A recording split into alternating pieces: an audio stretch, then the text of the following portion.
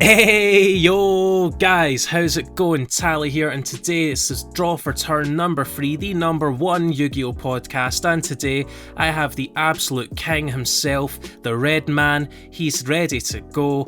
We've got King Scarlet YGO. How you doing, dude? Yeah, I'm doing all right. I love that you called me the Red Man. I think I'm gonna rename. We're gonna revamp the channel. Now just the red, the Red Man. I think that's honestly that's the way to go, dude. But I will, take 80% of all YouTube earnings. That seems fair. Okay, it's a deal. But as we know, being our size, YouTube earnings are pretty much nothing. Yeah, I'm at zero. I don't make long enough videos, so I don't make money.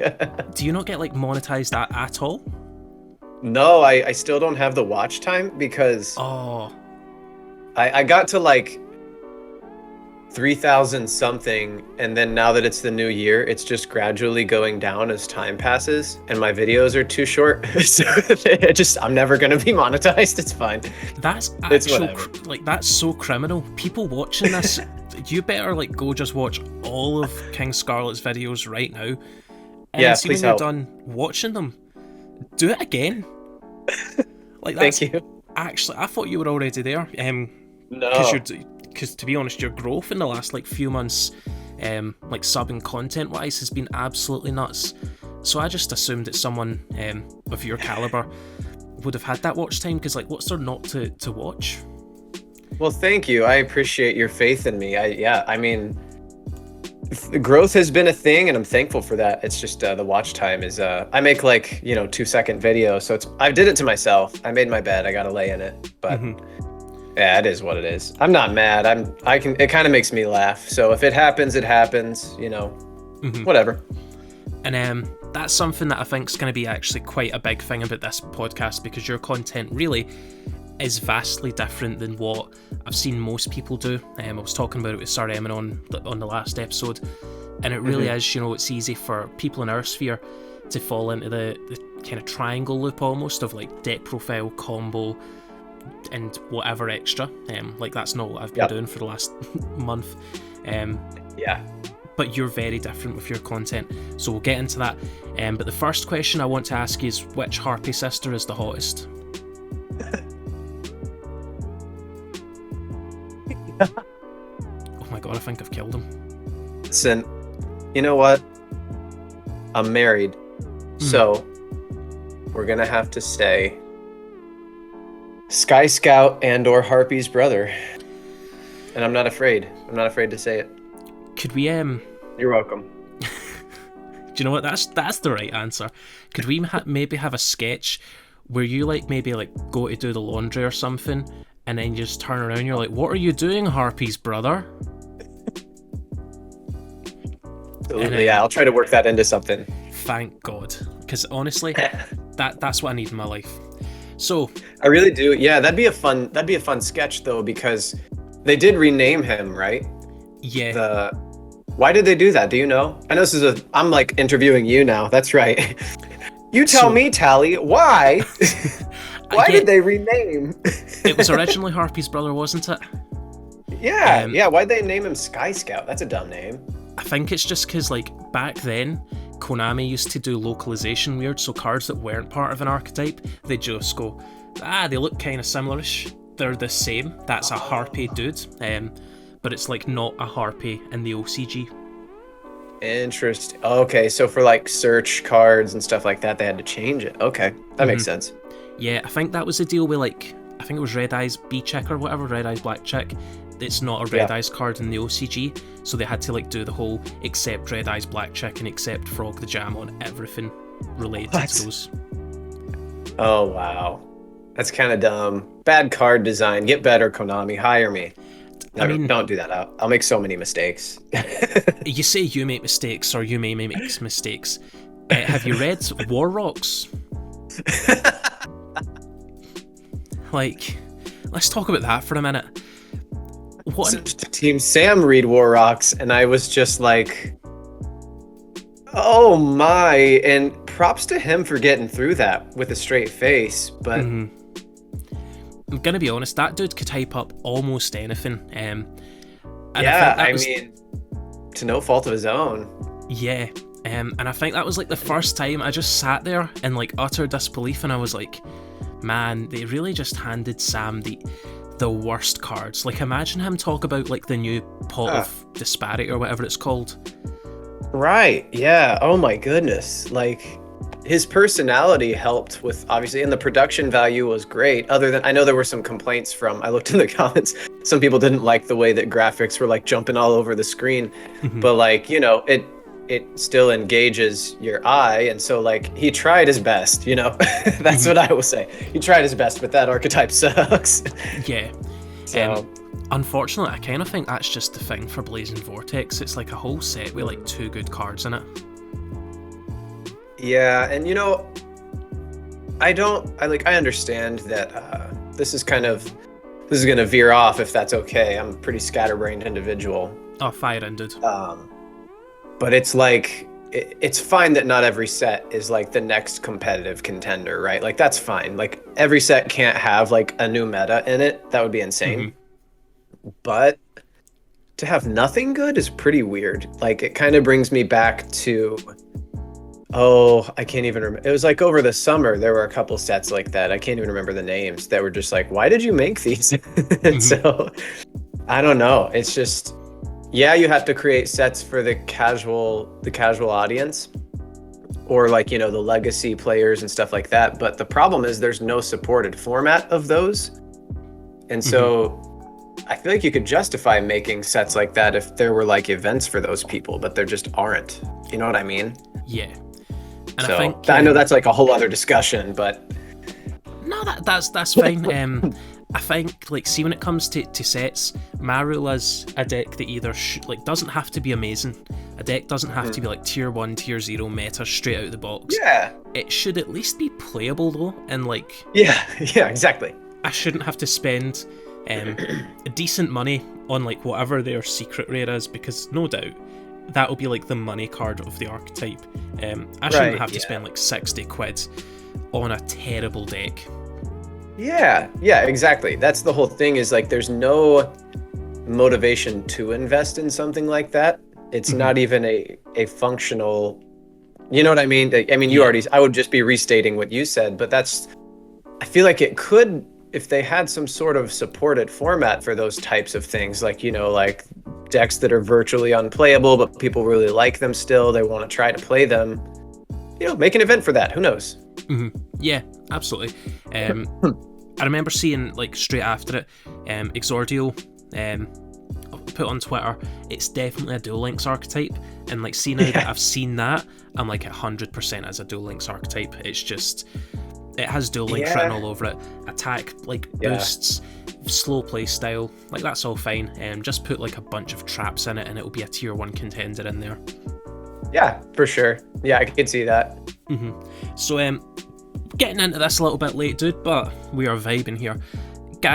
You know, for anyone who hasn't heard of, you know, King Scarlet, tell us a little bit about yourself, tell us about what you do on YouTube, and tell us about just you in general.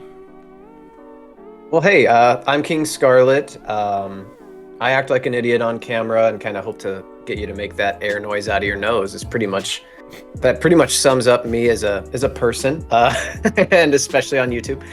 I don't know, I'm always just goofing around, being a silly goose, and that's what I do on YouTube too. So yeah, I make skits, other types of videos sometimes, but mostly skits about the game of Yu-Gi-Oh! And really my overall goal on YouTube and just with people around me is to bring joy, to make people smile and brighten up life a little bit, you know. And so that's just kind of who I try to be. Obviously, I'm not a perfect person, but that pretty much sums it up, I think. I know it's pretty general, but I hope that's okay. Okay. I'm really bad at talking about myself. No, it's fine. Everyone I've asked so far has always like just not told, not bigged themselves up enough, like, you know, kind of bragged. So this is what I'm going to do and introduce. Guys, King Scarlet is, as he said, a really funny skit channel, as in like actually genuinely really funny. And the thing is, as you were saying, make that little noise from your mouth. I was taking a drink of Scotland's finest beverage, Iron Brew. I don't think you have it, and I feel really bad for you for it. But as you said that, I don't know, you're just naturally funny, and I choked a little. Oh, well, thank you so much. Gosh dang it, this guy's a sweetie pie. So just a regular old pie of sweets. But yeah, you do skits, and they are like, you do what I like as well when it comes to content, where there's just lots of it. I watched a thing. Have you ever heard of like Gary Vaynerchuk? No. So basically, he's this guy that every wannabe entrepreneur totally adores on Instagram and TikTok. So of course I also follow him everywhere. But at one point, somebody said to him, "What's better for social media, quantity or quality?" And I guess there is an argument for either end of the spectrum. But you definitely, not that you sacrifice quality, which is the big benefit, but you do quantity really well. You just put out a lot of really good content, which I'm a big fan of, because there are people that go like 6 months without making a video, but those videos are like 8 million% good, and it's like, that's just really hard, as opposed to, putting out consistently like decent stuff, or in your case, consistently good stuff, because you could work on like a video for 8 months, and you might think it's so high quality, and everyone might turn around and go, nah, that sucks. But if you put out a lot of videos, people will go, this one's great, that one's less to my taste, that one's great. But it's, like, quality is so subjective. Yeah, for sure. Sorry, I'm going to clear my throat, and I'm going to try to do it away from my microphone. I don't know what's going on with it must be like the nerves and just like talking more than I'm used to. So really quick, and then I'm going to hop back in. Sorry about this. No, that's fair. So very truthfully, he's saying talking more than he's used to, because King Scarlet's videos are maybe 3 minutes long maximum, so it's very difficult to have him on a call for 15 minutes at a time, let alone maybe 45 to an hour we're going to have. Yeah, sorry about that, guys. You'll hear me clearing my throat probably way too much, and I'm trying to drink water too, but that's so good, Yeah, no, I love what you said, and that's kind of part of my, I don't really have like a overarching philosophy, but kind of, you'll see my tagline usually is confident calling it pretty good, because there it is. I feel like, I think I try to put the best quality that I can out, but I also don't sweat perfection. I think there's a lot of perfectionists out there that if everything isn't absolutely perfect, what they feel like is going to be the shiniest, neatest looking, whatever. Like sometimes I shoot a shot in a skit and it's a little bit out of focus, but not like, if it's not completely blurry or awful, I just leave it. You know what I mean? Like, it's one of those things where I'm like, is the purpose for me to have the most perfectly edited, crispy video, or is it to make them laugh? If it's like a 1 minute video that's just saying something dumb, I'm just gonna leave it.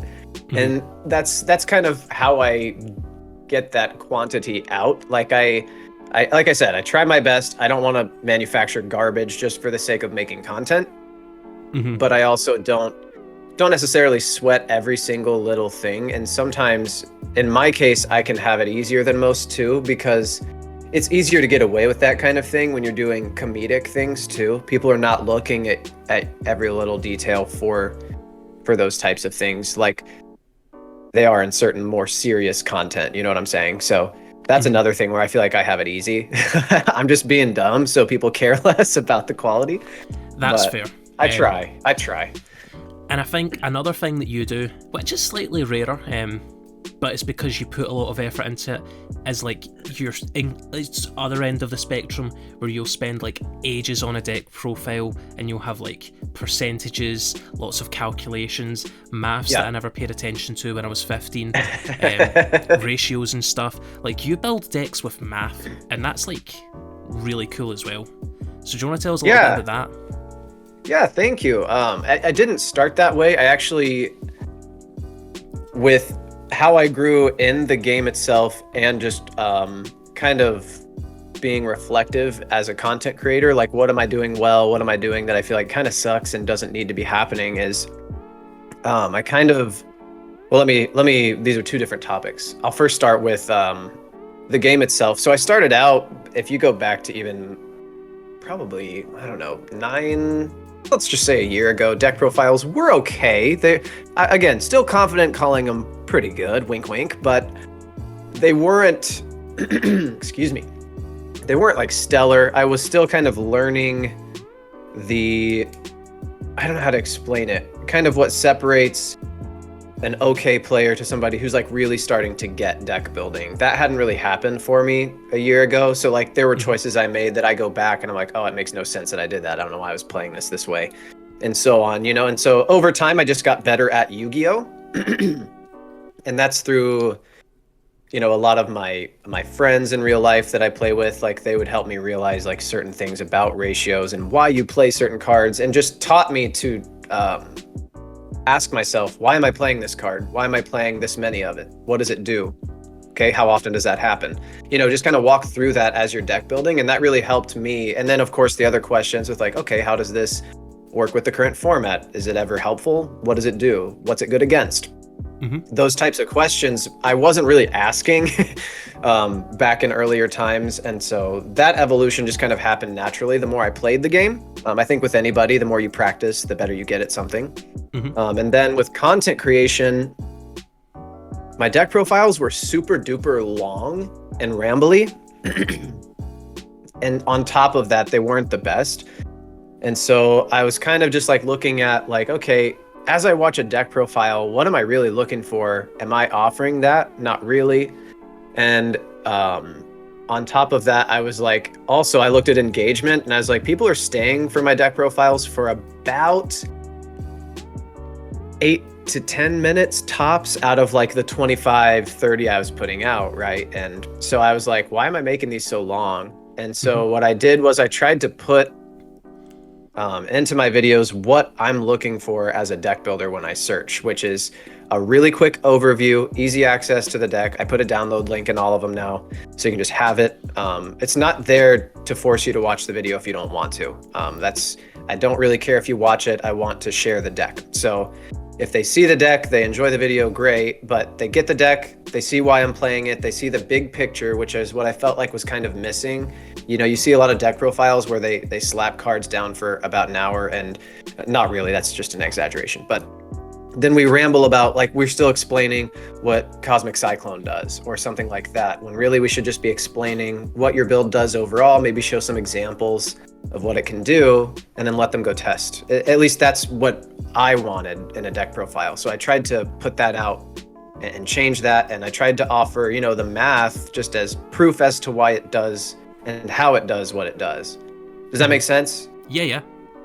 Cool. Yeah, and I like that that's your overview of it, because, again, like, deck profiles, especially because, you know, we're in a card game community, deck profiles are everywhere. So even if you want to sit down and make a deck profile, which is fine, you've kind of got to have something that makes it different and makes it unique and stand out, which again I think you do, especially with that attitude, where it's more a platform to introduce people to the deck and let them figure out themselves what they like to do, because I hate necessarily when people say this is the only way to play XYZ deck, because it's not, you know, people need to test, and people will probably have different decks they like, hand traps that they like, ratios that they like.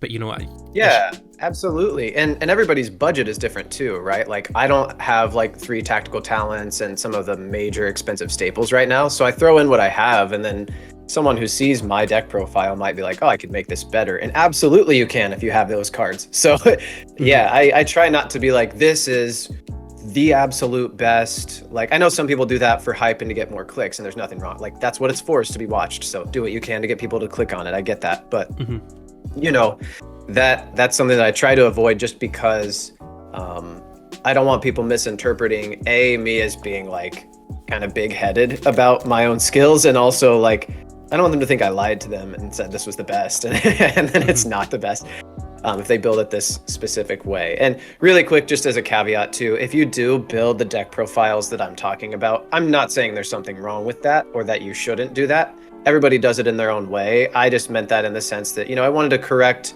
what I'm personally looking for in a deck profile and what I see people engage with. Like, when I when I put up a deck profile, I noticed that people were not staying around for the whole thing. So for me, it was just more of like, well, why am I still doing this? But if you're out there doing it, have fun, do what you like to do, you know? There's nothing wrong with that at all. Yeah, absolutely. Because for some people, you know, I'm a bit more vanilla with my deck profiles, but that's because my deck profiles, from my perspective, aren't just the product. They're part now of like a 3 or 4 part weekly thing that I'm trying to do. Yeah, I'll just look at a deck for a week, do the profile, couple of combos, and then I'm doing the kind of new discussion videos that I'm doing. So as long as I think that you're happy with the content that you're putting out, you know, if people are doing deck profiles and it's not super analytical, like that's fine, because if they were all like that, I don't know where I'm going with this, but yeah, it wouldn't be good if they were all like that, because then that becomes boring. Absolutely. And like that.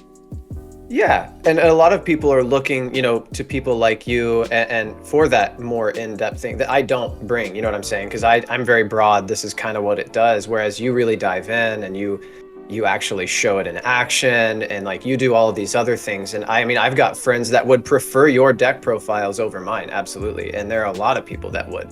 So like everybody's looking for something different out there too, which I think is why it's great that people do different things. Like I definitely am never a my way or the highway type of person, because I'm just reaching a different audience, you know what I'm saying? A lot of people really are looking for somebody to sit down and explain everything to them, that really in-depth type of exploration of the deck that you do, you know? So I think that's really awesome.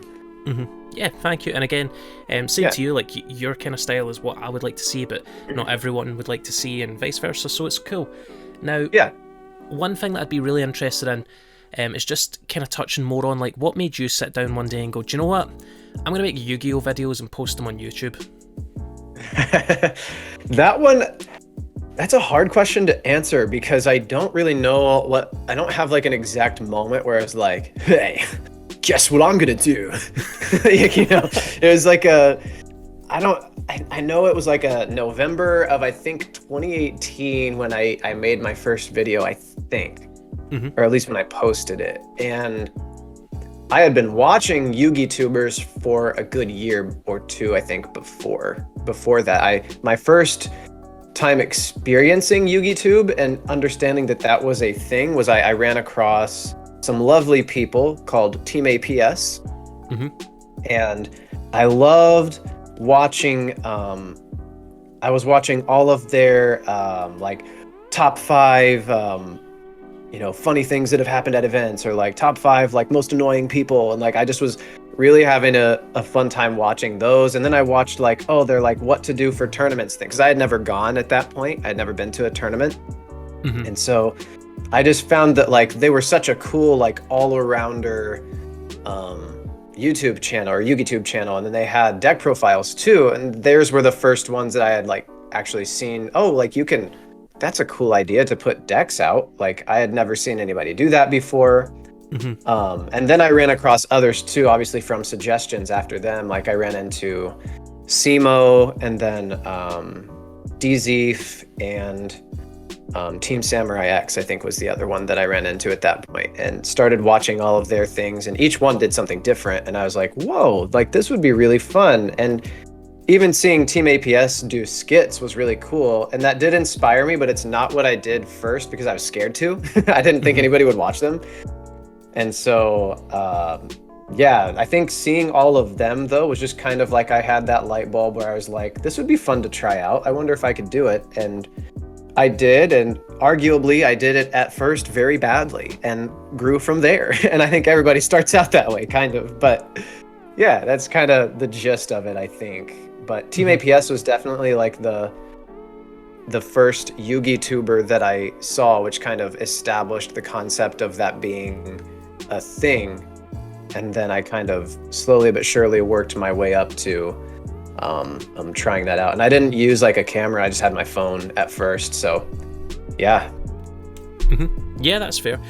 Now, mentioning Team APS, they're just really cool guys, and it's really nifty that, you know, they have developed into a channel that I think they went through a phase that a lot of people went through, where they very much kind of made content that was expected of them. And it seems like within the last, you know, kind of maybe 6 to 9 months, they've just gone, I saw that, we're doing what we want, and now it's really natural, you know, it's more skits, or it's more them just chilling and being friends, which I don't think actually happens a lot in like the yugtituber side of things. You don't really see people being like friendly, yes, but friends not as much, if that makes sense. Like, I don't know, it's just different on camera, and there's you know, not the same sort of friendly chemistry, but these guys are actually, you know, friends on camera being friends, and that's the video. Yeah, I love that. I think that brings a different atmosphere to the game, rather than, you know, and I hope this doesn't come off like name droppy, but I've even like had a few conversations with them via Twitter, you know, some messages back and forth, and like they're really all about that, just like doing what you like, just enjoying the game and not treating videos like they're this grind in a way, you know, like not. And I know grind can be a positive term too, but in the sense where it's like, ugh, I'm just making these because I have to make, like that type of, you know, mentality. And I think it's really cool to see them go that route, because I agree. I think there was a time for them when, you know, I think even like seeing some of Paul's old tweets, I think he did feel some frustration and maybe some burned outness, not to speak for him. I don't know if that's true, but it seemed like it for a sec. And now it seems like they're all really having a good time. And I think that's what is kind of missing right now, obviously, with the way 2020 went and all of that. Just to see people having fun playing Yu-Gi-Oh! Together is really refreshing. Like that's really cool. Yeah, I know, it absolutely is. Do you know, they did like a speed duel box recently, not box, video of that Battle City box, and I tried to do that about a month ago with a couple of my friends. Basically it was my birthday, and I was like, do you know what, I would love nothing more in the world where I can't have any more than 5 people in my house, have my 5 favourite people in my house, and we'll just play like speed duels, because they're old nostalgic anime fans. They're like, has it got Dark Magician? I'm like, yeah, it's got Dark Magician. Has it got the God cards? I'm like, yeah, it's got the God cards. So we had it all set up. Like, my mate has like an interest in creating content, so he brought his camera, we had my camera, he's got a massive tripod for like an aerial view, I had it for a table view, and we just got really drunk and totally forgot to record a single thing. That is weirdly the most wholesome thing I've heard in a long time. Getting together, just enjoying it, gonna record it, but you forget to record. And you know what? I love that happened, because sometimes as a content creator, you do get caught up in like, oh, everything needs to be recorded. I need to make this, I need to do that. And the fact that you didn't is kind of awesome, just because you have that memory. I know you didn't get to put it out, but that's really cool. I really like that, actually. I don't know, it might sound dumb, but no, that's appreciated. If I'm honest, it would have been a terrible video. I'm the only one that knows how to play Yu-Gi-Oh! So I was like sitting judging everything, and they'd play a card, and I'd be like, that's fine. And then they'd try and normal summon again. I'm like, nope, you can't normal summon more than once. And then they'd do it again 5 minutes later. Maybe that's a funny video in itself, but nah, we were just having a good time. Would be hilarious. Oh, I love just like every couple seconds. Oh, nope. No, you can't do. Nope, you gotta. Okay. And then finally you're like, you know what? Yeah, okay, you can just do it. And it was weird, for being the only Yu-Gi-Oh player, I lost way more than I realistically should have. Doesn't that hurt? A little bit. But yeah, I've been there. But I think that's the fun bit, is like, because it comes with like a bunch of random decks. Like I don't know, I just used to love when they summoned Baphomet and Gazelle in the anime, so I picked like the Beast Warrior deck. I think it's like actually one of the worst ones, but I liked playing it, and my friends were like just stomping on me, because I'm like, I've got a card that's very situational but not very good right now, and I don't have Chimera. So like but I think that's good, because it would be an awful night, even as like the birthday boy, if it was just me going, right, who wants to lose next? Oh my gosh. Well, also happy belated birthday. But that's hilarious. So so content creation for you, it was very much just kind of inspired by, you know, some of the bigger names, and it's evolved from there, which is a nice evolution, because you talk about like kind of creating awful videos at the start. I've had to private a lot of my videos from the start of YouTube. Me too. Because I'm thinking about one now, right? And essentially, my recording setup used to be like in the kitchen, but late at night because I was like doing stuff, and you know, it was just a side hobby to a side hobby. If the boys weren't on Xbox, I'd be recording a deck profile. Oh yeah, same. And I was like right up against the microphone, and because it's nighttime, I kind of had to talk a little bit like this, so I didn't really have like the signature energy. Hey guys, we'll say. Paint some happy trees here. You know, when I put some clouds up in the sky, there's just nothing I'd rather do than take a bite out of them like cotton candy. Honestly, we need a Yu-Gi-Oh! Bob Ross. I'm in. Let's do it. Do you have the hair, the wig? I'll find a way. We'll make that happen. I'll find a way. I'll keep a list. So far we have Harpy's brother. Absolutely. Skit and Bob Ross. Okay. Find a way to find them if possible. Yes. Now, yeah, what were we? Man, this is a really good conversation. I'm liking this. But yeah, so when it comes to content, where do you get skit ideas from? Because like the one that makes me think that, and it's just so like not basic but so obvious once you look at it, is the obelisk, the tormentor joke. He's just being tormented by an obelisk. Yeah, that one did not do very well. People didn't like that one very much, I don't think. But really? Yeah, it didn't do, like, it wasn't horrible, but that one, that right there, that whole chain of, I think from Dinos Are Nuts all the way until, oh goodness, excuse me, until the Appliancer music video. That was like a good, I think, 7 videos that were just kind of, you know, as far as like how they performed. I enjoyed making them, but I will admit they were an experimental stage for sure.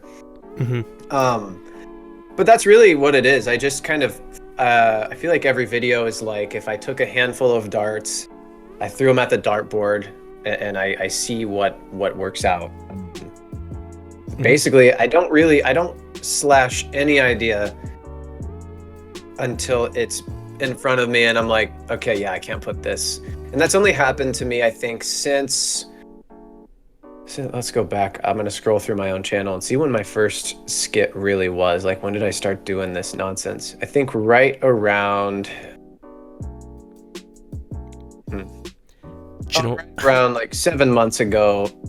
So since then, I think I've only like absolutely been like no to 2 ideas. But I mean, the way that I get them is, it's hard to explain. I mean, I just kind of an observant person, I think. Well, in some ways. Otherwise, my wife and I joke around when I'm looking for something, it could be right in front of me at eye level and I won't see it. We call that husband eyes, is what we call that, just because it's just, she'll know exactly what I'm talking about, where it is. And so in certain ways I'm observant. I think behaviorally, the way that people act and just like the way that things could be silly is kind of just something that I look into, just because I'm overall, like I said, a goofy person. And so, yeah, I'll just like kind of get an epiphany in the shower or on the toilet. Sorry if that's TMI, but you know, sometimes there's been some ideas that came from pooping. And honestly, they are where the best ideas come from, like undoubtedly, unequivocally. And I'm rarely like, all right, today's a day where I need to sit down and think of several video ideas. I just kind of think of them as I'm doing other things, because my gears are always turning. Something that does keep the creative juices flowing is just like watching comedy. Like sometimes I'll watch stand-up, sometimes I'll watch some of my favorite non-Yu-Gi-Oh creators like Gus Johnson. Sometimes I'll just listen to rap music, and because of wordplay that's going on there, it makes me just like think of things differently within Yu-Gi-Oh and try and make a skit around that. It's where a lot of my puns were inspired. I was just like, oh, this would be funny. I don't know if you ever saw this one, but I did a play on words with the Winged Dragon of Ra, and I made it like it was a cooking video. And then I said, oh, the chicken's a little raw, and just in the pan was the Winged Dragon of Ra, and that was the end of the video. like things like that just kind of Yeah. come out of other experiences and things like that. Sometimes they're inspired by, actual things that I've witnessed or experienced. For example, the one friend that's always quitting Yu-Gi-Oh is actually my friend JD, because he also started a YouTube channel, was going strong, and then he like kind of isn't really feeling Yu-Gi-Oh right now. Like he, it just feels stale to him. And so rightfully so. I know a lot of people feel that way. I'm definitely not dissing on my friend right now, but like he wasn't feeling it. And so there are a lot of times though where that's happened for him, where just like the format's not quite amazing to play in, and he'll just like, it'll lose its luster to him. And so I shot that skit to him to be like, hey, do you think this is funny? And he was like, why don't you just like at me? I was like, I'm really sorry, dude. I just realized this is totally you in this skit. Because he's always quote, quitting. But yeah, I mean, it's just, I don't even know how to explain it. That's a really not great way to explain how I'm inspired. But I mean, it just pulls from all over the place, I could like watch an old childhood movie and it might spark something completely kind of on topic, off topic, but in regards to Yu-Gi-Oh, like it's just, I'm all over the place, just waiting for that idea to come, I guess. And then I write it and sit on it for a little bit sometimes, film it, edit, done. That's fair. But I see a skit like that, it's so true. And I think that's, everyone who watches that will either go, I'm that friend, or they'll like show it to a friend. And I think that's the beauty of like excuse me, I think that's the beauty of a lot of this stuff that you do, is that oftentimes it's either like relatable to you or relatable to someone else. And I like a lot that your kind of inspiration doesn't necessarily come from the Yu-Gi-Oh community. It comes from stuff outside, which again, like, so I've spoken to a few people about this. For example, last episode, if you haven't watched it, go watch it, speaking to Sir Eminon. A lot of his stuff came from outside Yu-Gi-Oh. I think it was Ruggles and Nim Nim said their biggest stuff that wasn't Yu-Gi-Oh related initially. Personally myself, the 100 duels idea came from, please don't make fun of me, a Fortnite content creator that I happened to stumble upon. Don't feel bad. I play Fortnite all the time, actually, with my brothers. Oh, so thank God. Yeah. But yeah, I like when... So honestly, I gave it a go and I'm awful, so I goes, this game sucks. But there's this dude called Luke the Notable, and he just makes amazing videos. He's done like hundreds, like basically he'll take somewhere on the map and go 100 drops. So that's where I got the 100 duels idea, but he also does like Halo and stuff. Cool. Thank you. And I think that's so awesome because what I love is you're kind of inspired by something else, but it's new in the Yu-Gi-Oh community, like no one else is doing that thing. And not to be like a creative purist and say that every idea needs to be brand new and like obviously that's not going to always be the case. Like that's unrealistic because there's not technically a new idea under the sun, but it's cool that you have that drive though to kind of look outside and pull something in. I think that's important, and that's, I mean, for all up and coming content creators. I mean, you and I are still up and coming content creators, but for those that are like just starting today, I would encourage you to do the same thing and really like think, okay, I want to do this. Try to find ways that you could put in a little spice of your own, and see what you could pull in from outside of this. I think that's a good way to stand out for sure. Yeah. Absolutely, and I think it builds a community and adds to the community. And while we're on the topic of community, I think I was again talking about it a wee bit with other people. The Yu-Gi-Oh Twitter community, of which you are unironically like one of the pillars of, I would say, because you're just involved with like everyone that tweets. I see you tweeting at them or like replying to them, and I'm like, man, King Scarlet's talking to everyone. Yeah, well, thank you. I wouldn't consider myself a pillar of anything, but definitely mega involved there. And it's not even like a conscious choice. It just kind of happened. Where I started Twitter kind of around the same time as my channel. And just made connections organically over the last couple of years, really. And it's been pretty wild to see who I've been able to like come in contact. Sorry, I just messed up my words there. Come in contact with connections I never expected, like creators that I look up to. I just like can talk to them, and that's nuts, you know. But yeah, it's been really cool to be kind of within that, what I feel is a really flourishing, positive community. And, you know, I'm just thankful for everybody in that. That's so cool to see that growing like that. Yeah. Especially because regular Twitter is like so toxic, but like Yu-Gi-Oh! Twitter is like the most wholesome place ever, where people are like nothing but like kind of supporting each other, sharing ideas, and getting involved with each other's content. And it's so nice to see just niceness, and I love it. Yeah, for sure. And I mean, it hasn't always been that way. We definitely have dealt with some stinkers, I think, in the past, but overall, I would say bad experiences have been a very minimal thing and very brief. And overall, I think the community is awesome. It's one of the least toxic communities I've ever been a part of. Yeah, absolutely.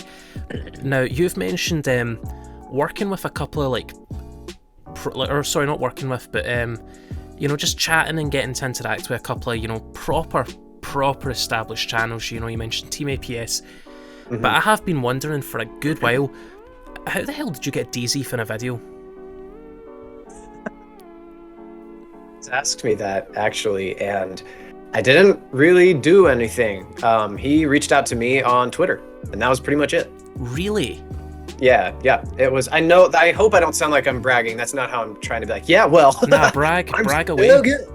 But that's, it all kind of happened at once. I actually like had I had to just get off of Twitter for that night that I was shared by Farfa, because very overwhelming in the most beautiful, wonderful way. I'm so thankful for everybody that like, because all in like 24, 48 hours time, all of what I'm about to tell you happened.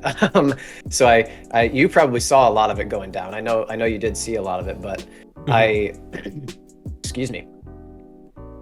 I tweeted because it was like mid-December, and I had the long-term goal for the year of, you know, like, oh, maybe I'll reach 1,000 subscribers, and I was on my way, but I was, I think, around excuse me, I think it was like around 800 or 900 or something, but not enough to where, like, within, in my opinion, no video I was about to make was gonna like give me another 100 subscribers or 100 plus subscribers. So I was just like, well, you know, we've come a long way. And I was genuinely, it wasn't a poor me tweet, but I was like, hey guys, I think I'm just gonna finally throw in the towel. I'm coming to terms with the fact that it's probably not gonna happen within, like, we'll say like 15 days.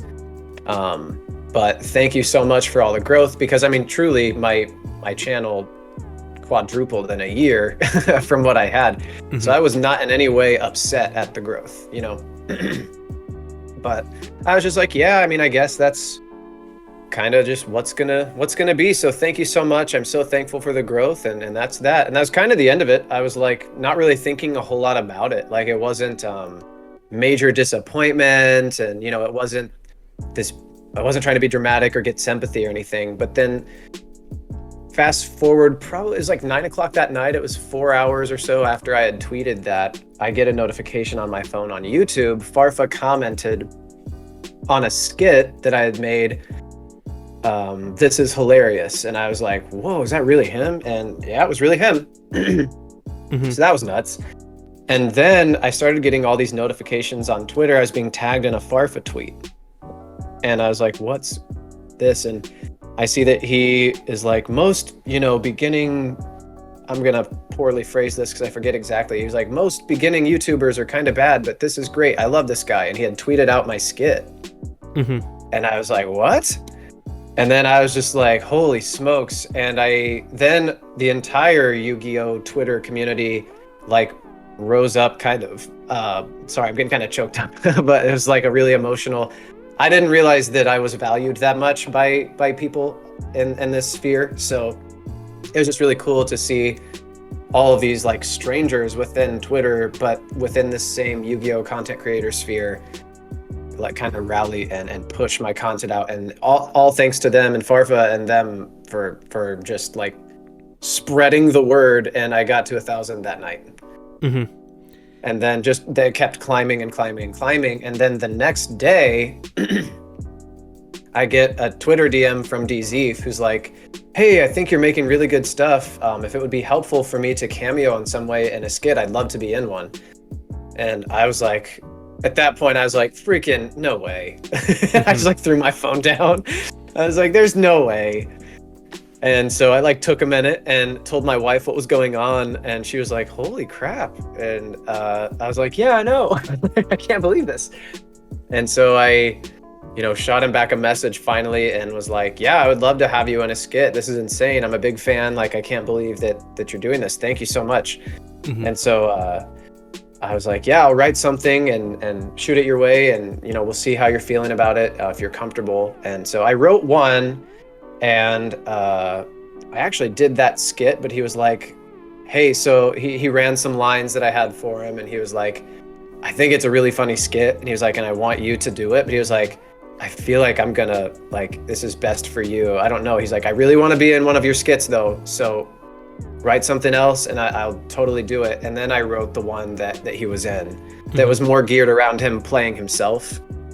Mm-hmm. And he really liked that one. And so that one was really cool. Just to be complimented by him in any way was really cool. And then that's how it happened. And from there, he shared the skit and like talked about it and shouted me out in his next video, put the link in the description, and I did the same for him, even though I'm definitely going to help him way less. But he doesn't need my help. But that's kind of how that happened. And then there were a few other messages and then more follows from other creators that I recognized from there. And and then shortly after that, Team APS shouted me on their second channel. It was just all happening at once. That's so nuts. Stuff. Yeah, and it obviously, like, I didn't like blow up and get 1 million subscribers or anything, but it definitely was a huge boost and a huge milestone, whether or not the numbers show it or not, that people that were so established were recognizing me, saying like, we like what you're doing. We want other people to be able to see you. We want to help you. Because, Paul and Calvin specifically from Team APS have been like really, really helpful and really, really kind as well. Like, all of these people have been, I owe all of my growth to them. I mean, in another one, Milano, the duelist, he's shared my content multiple times and has been constantly supportive of me since we've like met over the internet. And so that's been nuts too. I feel like I owe all of my growth to everyone else. I don't even feel like I've earned any of it, but I'm really appreciative of everybody helping me. So that's a long-winded story there, but that's genuinely what happened. So and it's so, dude, first of all, like, go you, like, that's nuts. Well, thank you.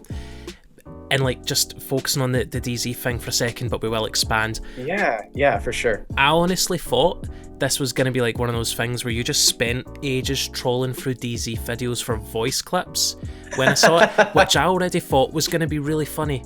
And then it was Dzeef actually in it, and of course playing himself, which was even funnier, because what is it he said? It was along the lines of, as someone who's an expert in blue eyes, and it just all meshed together so well.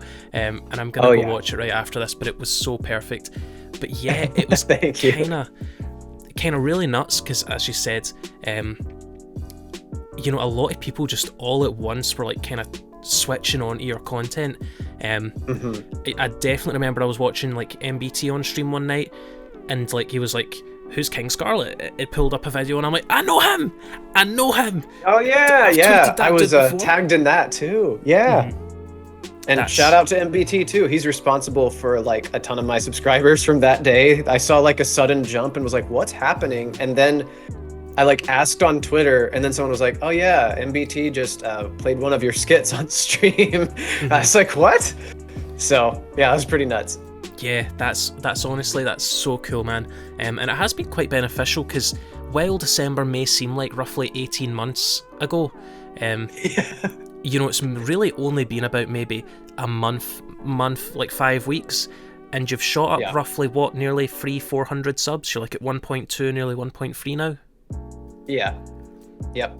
And that is like... Which is nuts. Yeah, like that amount of growth in such a short time is legitimately insane. Like, it's so good. And I can see you very quickly rising much higher I appreciate throughout that. the next few months.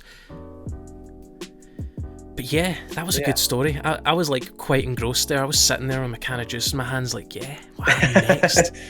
But then more people that I didn't know kept getting involved, and I'm like, no way, them too. Yeah, man, it was really nuts. I get like ecstatic if one of the bigger yugtubers like even like replies back or follows me on Twitter or something. And so to have someone like of their caliber like contacting, like Dzeef contacting me to be in a skit and not me being like, hey Dzeef, will you please be in a skit? That was so, which I feel like is what people think happened, right? People are like, how did you get him? How much did you pay him? You know, and I understand that because I'm just as surprised as anyone else that I heard from him. But I still am in disbelief, to be honest, about that whole period of time because it was just crazy. It was really, really crazy. Yeah, honestly, that's insane. And I can't wait to kind of see where everything goes with you because that was just really cool. Thank you, yeah. And eventually, once you've absolutely dwarfed me in 10 times my sub count, I'll be like, could we maybe do a skit again? Because I desperately need the attention. I need validation. I got you, man. I got you. I doubt that. I don't see myself. I never do. I don't know where I'll go. I don't know. I don't feel like I'm gonna ever dwarf you, my man. I don't know. Like you've been steady growing since I've known you. You just kind of kept going and going and going and going and going. I'm a very slow and steady snail rate growth type of person, so I don't think you need to worry about that. I don't think I'm gonna just like suddenly take off or anything like that. But I will do a skit with you anytime. You were great in the last one we did. That was so fun. Thanks. I appreciate that because Again, I don't really think I'm that funny. I just kind of say things, and like that's all it is. That's all it is you just say things. Yeah, like the only person that laughs at my jokes in work is me, and like I guess the thing about that is then like people will laugh at the fact that I just find myself hilarious, and that's all that matters to me. I don't think other people find me funny, but yeah, I would love to do that. We'll catch up on that again sometime. For sure, man. What was I gonna say? Well, I don't know. Why are you asking me? It was rhetorical, King. Or is it Mr. Scarlet? I'm the red man. The red man, of course. Do you know, I'm going to have to show you. I have actually got an emote in my Discord server that is literally the red man. I might actually have to replace it with you now. Please do. Put my picture in there. You have my my consent. Go for it. I'm going to troll Also, all I need to join your Discord. I didn't even know. Am I that? See, this is one of those moments where I'm not observant. I'm gonna join it. Don't worry about it. Well, I'm worrying about it. I'm doing it right now. And while Mr. King, Mr. the Red Man, is doing that, if you already haven't done it, check out the Discord. It's got some of the sickest people ever in it. Not quite as sick as Bears, if I'm honest, because that is literally just a melting pot of all the up-and-coming yugtubers right now. True. Yeah. Mine exists, but I don't really push it that much. Now I feel really bad because I'm not in yours. See, because we're in like 4 you're good. together. I'm not in yours either. I'm like, if I need King, I'll just get a hold of him that way. Yeah, dude, that's fine. No pressure at all. Like, it's also like hard because I want to be in everybody's Discord, but then if I do that, I'm in way too many Discords. Yeah. And so, no, I totally feel you. It's hard to keep up. I'm honestly, in no way like. It's something I have to speak to people about, but I've just like considered having. I'm in yours. Oh yes. No pressure. Just feel really guilty for a long time if you don't join mine. Don't worry, I will. Yeah. What was I think I lost you. Did I lose you? Hello, can you hear me? Oh, I don't hear you anymore. I don't know what's going on. Oh, we've run into technical difficulties. Oh no! I didn't want to have to edit this. This wouldn't be me if something didn't go kind of wrong. What's going on here? I don't even know if he's like kind of just ripping the piss at me. Just there now. You are. Oh, there you are. Okay. Thank God. I think it's my headphones. Oh. They are from like 2013. That's how you know they work, because 8 years later, here they are. Yeah, sorry about that. No, it's fine. Yeah, I was saying, I've toyed with the idea of just setting up like a server for like all the yugtubers I know. And we'll just, that's what we'll do. Instead of being in each other's, we'll just all have the one and we'll all chat that way. Yeah, dude. I mean, mine has become, I think, I'm looking at it right now, mine is mostly yugtubers. Really? Okay, that's fair. Yeah. Mine's is literally just a much smaller version of Rev's cards. It's all the same people. Hey, nothing wrong with that. Nah, if there's anyone that I appreciate, it's Revs, because much in the same way that you're talking about like people reaching out to you, like he's just the nicest dude ever. So he's, you know, you may have heard, also Scottish. I think he's from like somewhere up north. Yeah. Though. But I met him at a regional just almost about this time last year, and I love telling this story, right? Because it's so like it's so fun. He came up to me, and because you don't really see Revs on camera, he like came up to me and was like, "Hey, yo, guys," I'm like. I kind of squinted and it was like, "Oh hi, I'm Rev's cards," and I was like, "No fucking way, you're Rev's cards." I was literally binge watching Yu-Gi-Oh from scratch that morning in the car ride over. That is awesome. Yeah. Wow. And he's been huge, like so much help for me. He shouted me out like twice. He was in 100 duels. Like he's just my favorite dude ever. That is so cool. Oh, dude, I actually have a really funny story about Dzeef. I totally forgot. Go for it. So you might have, I actually did it. It was a kind of skits like story thing, although I was making so much content at once, it's possible that it flew under your radar. But so one time at a regional, I was not a known in any way yugtituber at this time. I had just started and was still calling myself the Scarlet Duelist and was making pretty bad videos at this point. But I ran into Dzeef. He was at this regional, and we were both at different urinals. And in my head, I'm like, this probably is not a good time to say hello. But what I did instead was go, "Hey, Dzeef, good to see you, man." While we're peeing, you hear the trickling of our pee, and I was like, "What a great place to meet," you know? Yeah. And he just goes, "Yeah, really, really perfect place to meet," and then just kind of took off. And I was like, well, I could have done better, but I probably botched that story. I paraphrased a little bit, but my gosh. No, I did watch that video and I loved it. So did that come up when you were making like the skit? Did you mention it at all, or were you just like, I cannot be the bathroom guy to Dzeef? I didn't mention it because I had tagged him before. I think someone else tagged him in that video, and because I knew at that point he had watched my videos, I was afraid of I didn't want him to feel like called out for not watching more, or like, and I also didn't want to if he had already seen it and just hadn't said anything, I didn't want to cause one of these moments where I'm like, "Hey, so by the way," he's like, yeah, I know, I remember. And it's just like awkward. Yeah, no, that's perfect. Left to be. So yeah, man, like, I've really enjoyed this conversation. I don't know how it's been over an hour already. Wow, you're right, it has. Yeah, but I'm enjoying this. I actually don't want this to end. We'll have to just keep going forever. Yeah, man. All right. No more videos.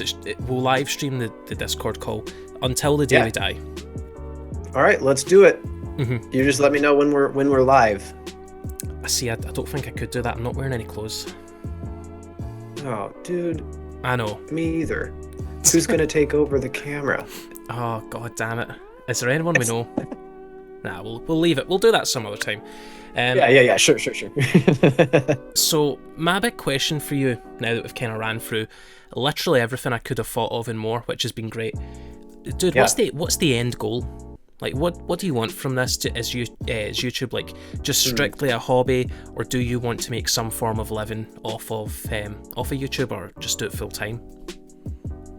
Yeah, I mean, I try to not put too much stock in like that being too much of a goal, just because it's so open-ended. Now that sounds like I'm too afraid to follow my dreams, but the goal, I think, what I will say is I would love to be able to do acting like an idiot in front of a camera full time and that make a living. That would be the absolute dream. And that will be my goal eventually. But if it doesn't happen, it doesn't happen. I'm not going to be heartbroken. It's not something that I need in order to feel fulfilled. My life is wonderful. And for now, it is just something I do that's fun. I really like it. I'm going to keep doing it and see how far it goes. But really, like, my medium-sized goal is to just keep going, get better at writing funny things, acting out funny things, and continue to make people laugh and bring joy. If that becomes a lucrative thing, awesome. If not, I'll still do it until I can't, until it's not possible anymore. I was just recently in Rogue Theory's podcast as well, and he asked a similar question. I answered it pretty badly, I think, in his, but I'll try to answer it better here. I think another thing that I do have in mind for long-term is, and I hope this doesn't sound pessimistic, but Yu-Gi-Oh! Isn't going to be forever. But I will absolutely make content about Yu-Gi-Oh! For as long as it exists, and as long as I feel passionate about doing that. And that's not going away anytime soon. But what I've kind of set up my channel to do, hopefully, is that, let's say, I hope this doesn't happen, but let's say Yu-Gi-Oh! Did just die out. I could continue to behave like an idiot in front of a camera, but about a different topic. And that would possibly be fine with my audience that I have, because they come to me for that anyway. So that's kind of where I am with it right now. And I hope that doesn't sound pessimistic. Like, I'm definitely not hoping that Yu-Gi-Oh! Dies or has problems or anything like that. I love this game. I love making content about this game. And I would love for that to become a lucrative thing. That would be wonderful. But I also have to have a healthy mindset and not set myself up to be, disappointed if that doesn't work. You know what I'm saying? Like, that sounds possibly like I am too afraid to follow. That's not what I mean, but I hope that makes some kind of sense. Nah, it's really reasonable. And when you're saying, like, you've definitely set yourself up to be in a position where even if, kind of Yu-Gi-Oh! Dies, your channel won't, because you can just continue to say funny stuff. That's made me realise the glaring flaw in my channel is that it's all Yu-Gi-Oh! But I suppose I'll find other stuff to do. If everything becomes irrelevant about Yu-Gi-Oh! and I've sunk so much time and effort into this, I suppose I'll just find something. I originally wanted to be a guitar YouTuber. But then I realised I suck at guitar. Oh, I was about to ask, are you any good? And you were like, nope. Well, are you just being modest? Maybe. You're just being modest, aren't you? Yeah, there it is. I hate to say that I'm amazing at anything. I feel that resonates.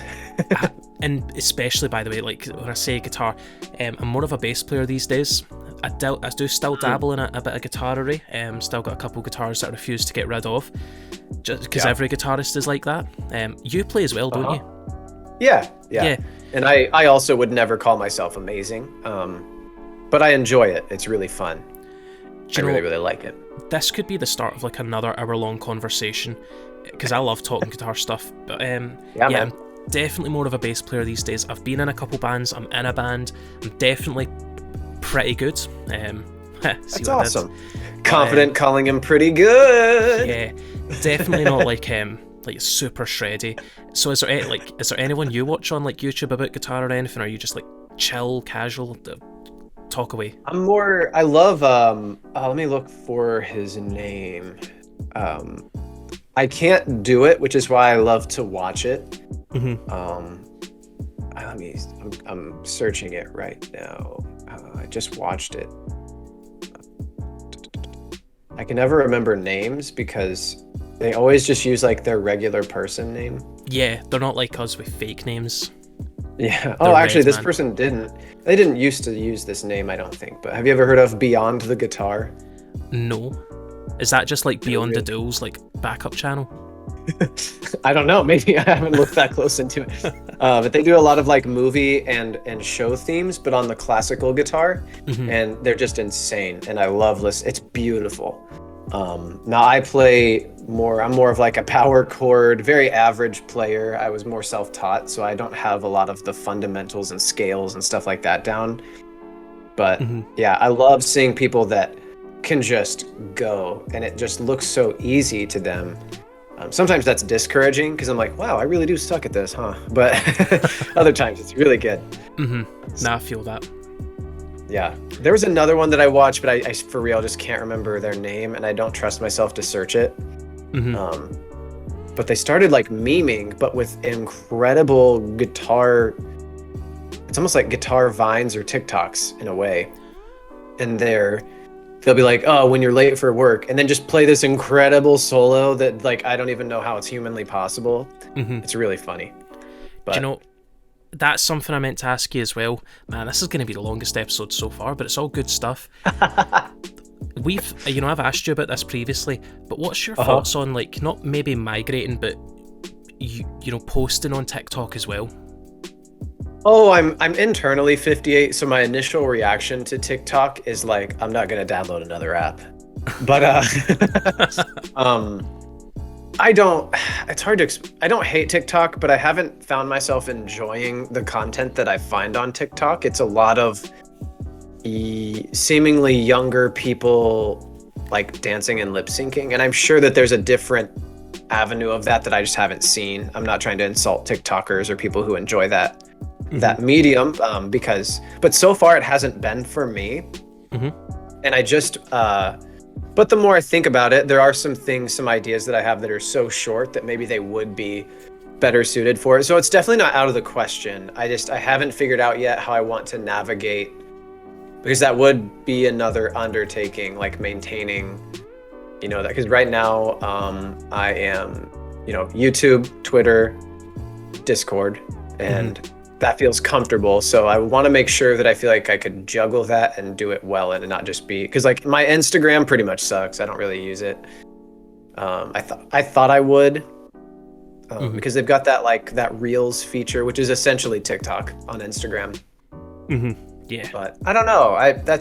I wish I had more of an answer. I will say it's not like it's out of the question for me, but I don't know if I'll do it or not. It really depends on where I take content from here. If I plan to go with longer videos or shorter videos. Nah, that's fair. It's definitely like, you know, I love TikTok. I'm the opposite of you. I'm like mentally 8 years old, so like a quick 1 minute video that's just funny for like 5 seconds. I'm like, you know, 5 seconds or 60 seconds, I'll take that. So I love TikTok. I respect that. Yeah. Thank you. I even have decided that I hate doing pack openings for YouTube. It's something that I did because I felt like I had to, but like it just seemed like I'm just talking to myself for like 15 minutes. No one watches it because you know, I'm not Simply Unlucky, I'm not Team Sam, I'm not Team APS. Like, why would anyone watch me over them? But then I found like TikTok started recommending me like pack opening videos on TikTok, and I'm like, now that I just need to talk for 50 seconds. Like literally the first 10 seconds of all of my TikToks are the same introduction. I've only posted free, but as of like payday, that's where just every single pack opening I ever do from now on is going to go, because it's just a lot easier and a lot more fun and a lot more rewarding as well. That is such a cool idea. Wow. Yeah, I mean, that's like the perfect place for that, because I agree. I find it now, again, audience, if you enjoy those things, if you enjoy making those things, this is not meant to sound like an insult, but I will be upfront. Pack openings, not for me. I don't have the attention span. And it's not because I don't, like, there's a lot of merit to doing it, you know, showing off what's in a set. For people don't know, people just like enjoy that anticipatory, you know, like, oh, is he going to get the valuable card? Like, I understand there's a lot of entertainment value there, but it's really hard for me to pay attention. And so I love that idea of using TikToks just because it keeps it short. And even someone like me would watch them, you know what I mean? Like someone who can't pay attention to something for more than like 5 minutes would actually watch that. So that's really, really cool to see you branch out that way. I think that's an awesome use of kind of bringing your genres together. I think that's really, really smart. That's really, really cool. Thank you. Yeah, because I think like, and this isn't, again, like as you say, this isn't to doubt anyone or like kind of talk smack. Realistically, the people that do the best with like pack openings for Yu-Gi-Oh at least are like, I'm gonna step away from the mic because it's gonna get loud. Okay. oh my god, super rare, Kaiba! Like, that's just not me, man. I couldn't do that even if I tried. Yeah. And like the other side of pack openings is like, you know, you're kind of sealed only, where it's got a story behind it and it's got drive that way, as opposed to nothing but hype. Absolutely, yeah. I found myself less and less able to be like a really enthusiastic speaker with even like the more gameplay based content I was doing. I felt like, you know, going back and listening to some of my earlier videos that were trying to do some of those things. I never did openings, but I feel like it's kind of the same thing. I felt like I was a bit of a wet napkin and the way that I was speaking, just because I was trying to like maintain, you know, a presence throughout the video while also just like conveying information or showing you the thing or whatever. And so, no, I definitely, I relate to that. That's if you're not genuinely excited for that and you're not Team Samurai X, it's really hard. It's really, really hard. And, you know, there is like sometimes I don't really know if people do it because they really like doing it, which is awesome if that's true, or if they just feel like that's like what you're supposed to make, you know. That's one thing that I always wonder for people starting out, because you know, it's harder to figure out like what's the motive, you know what I'm saying? And like, I think part of it for me was just because at the start of lockdown last year, I had just so much disposable income. You know, no travel costs, no like regular life costs, which have now started to creep back in. At the time, I would literally rock up to like my locals for like the 2 hours a day they were allowed to be open. I'd be like, give me 4 boxes of Eternity Code. I'm hunting Starlights. And, you know, I kind of made that like a free video thing. But then as time goes on, like, I've just been like, why am I doing this? Like, this is just messy. And I've just spent 60 quid on, you know, there's been sets that are just terrible value. So I think it's more likely that I'm going to go that route. But yeah, I think it is maybe something to consider to come back onto TikTok. Just not for you, for any content creator. Because that's because you could do it with like one pack too, so you're going to save so much money. Like it's because like one thing I don't know how people do. I'm so sorry. I keep cutting you off. I don't mean to. No, okay. Sorry about that. Like one thing that's really, I imagine is really hard, especially as like an up and comer, is like you're not making any of that money back unless you have an online store. And so like if it sells and you get good cards to sell, you might, but like, whew, that must be hard. I don't know how people do that. My videos do not cost money. Like, I don't know how that's so expensive. And so like, you know, if you're not getting ad revenue or sponsorships or having Konami like give you free boxes or whatever, I imagine that's really, really tough on the wallet. Yeah, it must be. And as you say, so I do like 3 packs a box. So like that's like 8 videos. You know, that's 2 videos a week for a month, 60 quid a month. And I would see that as an investment, and eventually I hope it would pay off. But yeah, it's what it is. Sure. It's definitely, I find it more fun on TikTok because I just need to have that hype for like a couple minutes at most. And a recording session for, you know, a full month worth of content is literally like 20 minutes. Yeah, for sure. Yeah, absolutely. That's awesome, man. I think that's cool. Yeah, thank you. So I think we'll wrap it up here, just because in Scotland it's getting very late and I am getting rambly. Yeah, no, you're fine. You're fine. This has been great. Thank you very much. Guys, first of all, thank you, Mr. Redman, so much for your time. I appreciate you spending some of your Saturday with me. This is like peak Saturday doing stuff time for you, and you chose to spend it with me. I appreciate that. Guys, of course. It's been a pleasure. Thank you. If you have not made sure to check out King Scarlet for the time that we've been talking, it's just mandatory. You're banned if you don't. You know, you're absolutely blocked. And we don't want you here if you don't subscribe to King Scarlet now. Make sure to comment. Tell him Tally sent you. He's going to know that I'm sending you because he's on the call. But yeah, just show him some love, guys. All of his socials will be down in the links below. As always, if you like it, give it a like. If you love it, give it a share and tell everyone you know about Team Tally and King Scarlet YGO today. As always, you have been amazing. I have been Tally. That has been the Red Man. Catch you later. Bye. Take care.